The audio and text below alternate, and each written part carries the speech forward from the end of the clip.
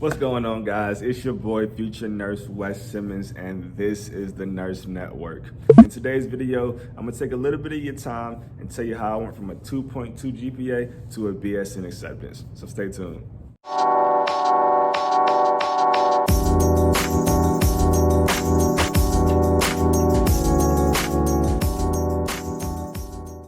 So as y'all see, man, I'm sitting down in my chair today.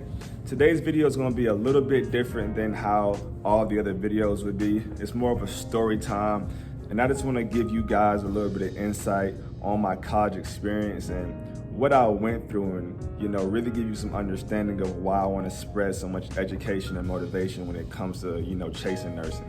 When I started out school, I went to an HBCU on a football scholarship, and this right here is like the height of the story. I'm at an all-time high right now. I'm on a scholarship, I'm one of the top recruits there, and I mean, it's just a great time.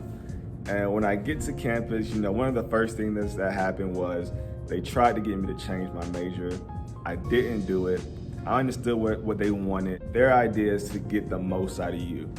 That means putting you maybe in a different major, that way you can do well in the classroom and still exceed on the football field. As a student, I understood that, my whole point of being there was to get the most out of them and not have them get the most out of me or let them get the most out of me. So I listened to their suggestions, but I didn't take any of it in. I stuck with my major. I knew I wanted to be a nurse, and so that's what I did.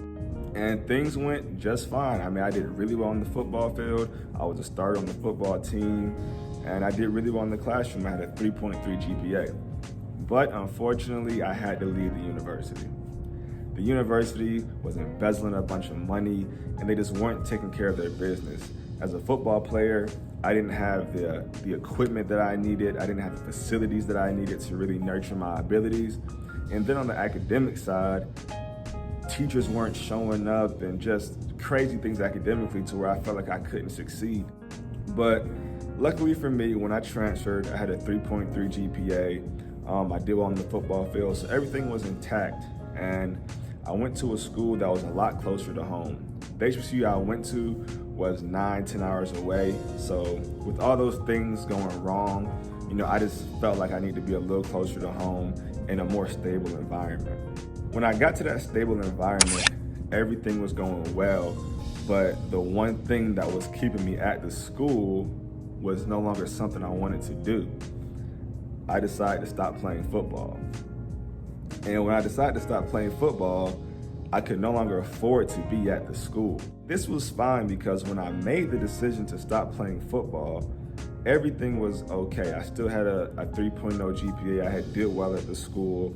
And I knew that if I transferred to another school, I would still be eligible, to get some grants and some loans. Plus, I had planned to go back in-state, so I'll probably get one of those in-state scholarships that will really help pay for things even more for having a nice GPA. Before I transferred is when my GPA actually took that hit. I decided to join a fraternity. And if you've ever been in a fraternity or a sorority, you know how hard it can be to join one. And I had no idea how hard it would actually be. And when it was all said and done, I became a brother in that fraternity for life, but my GPA went down to a 2.7. And that was something that I didn't know would happen. I honestly never had such a low GPA, but I wasn't panicked, It was at the cost of doing something that I wanted to do, and I completely understood that didn't have to happen. Had I had more information and more focus, I would have been able to still maintain my GPA while going through that process. So I didn't panic. My GPA is at 2.7. Things aren't gonna look good for me, but I'm about to transfer to a new school. I'm gonna be back home. I'm gonna have friends. I don't have to worry about football anymore. My thinking is I'm gonna get my GPA right back up and I'll be fine. This is where I went wrong. When I transferred back to that school and home in that big city with no football is when everything went downhill. Without having football, you no longer have those constraints on you that make you have to do certain things, man. You're just so free. And that freedom ultimately took over, and the main reason it took over is because I didn't have any direction. When I say direction, I didn't have an actual plan of what it was going to take to do what I wanted to accomplish. And the freedom just turned into me not focusing on my schoolwork and more or less just trying to find myself, which I do want to say is completely okay. You're gonna have to do things in life and experience things in life so you can find yourself and so you can truly find the value in what it is you want to become. And finding, whatever it is I want to become, honestly, I sometimes probably found out a little bit too much. My GPA had now dropped to a 2.7. My GPA had now dropped to a 2.2. I have a 2.2, not a 2.7. And when I had a 2.2, I wish I had a 2.7. I had a 2.2. And so this was scary. This is really scary because now it's really hard to look somebody in the face and say, yeah, I'm here. I'm about to be a nursing major. That's all I want to do. And you got a 2.2 GPA. And I'm gonna tell y'all, I still did it. I still looked people square in the eye and I told them, yeah, I'm a nursing major and I'm gonna be a nurse. The reason I still did that is because when I looked in the mirror, I did not believe that I could not become a nurse. I understand that I had a 3.3 GPA and I blew it all the way, and now I have a 2.2 GPA. I totally understood that, but I couldn't make myself believe it. Now, though I couldn't make myself believe it, that doesn't mean that I was happy. That doesn't mean that I was smiling. That doesn't mean that I was in the best position I wanted to be in. At this point, I decided to transfer to a community college. And throughout that transition, it was very hard for me because I did have to come to grasp with the fact that I've now went from somebody who universities would pay to have you there to a person that nobody cared what you did or where you were. That took some time to deal with. Since I was a kid, I had been playing football and I always excelled in it. I always did well in it. And so not only was I doing well in football, but I also did well academically and I did well socially. I just did a lot of things well. And throughout school, I stopped doing things well. I stopped doing football. I stopped doing school, and I'm in school. And I stopped communicating because I no longer was the person that I thought I was. And it's in those moments where you really find what you're made of. You're going to have to be at a low point of your life to truly figure out what it is you're made of. And I found out what I was made of. And at this community college was the first time that I began to feel like myself again for like 2 years I went without feeling like myself. And I finally kind of got back to, who I was again. I was able to get my grades right and I was able to finish all the classes I needed with grades that, were acceptable. And I was ready to apply to a program. This part right here is honestly even more scarier than being at the bottom.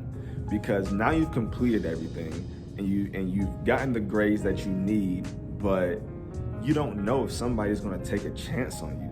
Because I was a student who now has a part of their GPA, academic history, that shows, wow, this kid's smart, this kid likes to learn, this kid, does what it takes, and I would love to have this kid there. Then there's another part that says, this kid does not care at all. This kid does not want to go to school. This kid does not want to pay attention to class. And I don't want that person here because they're not going to be successful here. And so that really played a lot of mind tricks, but I still had to venture forward. I couldn't allow myself to dwell on it. All I could do was pray and, go for it. So I went forward.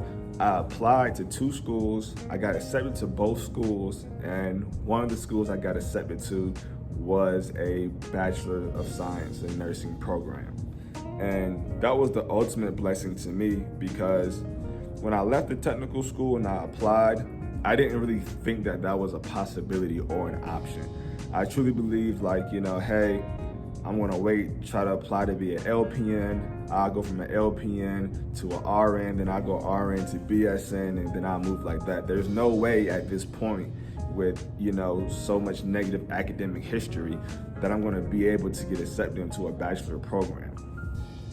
Well, the prayer worked and I did get accepted, and it was awesome because I didn't have to do any backdoor ways. I didn't have to try to do something like, hey, let me send 3 transcripts and don't send them all of them. You know, just something, anything, you know, let me try to finesse something to get in, whatever it takes. I didn't have to do that. I was able to give them everything up front.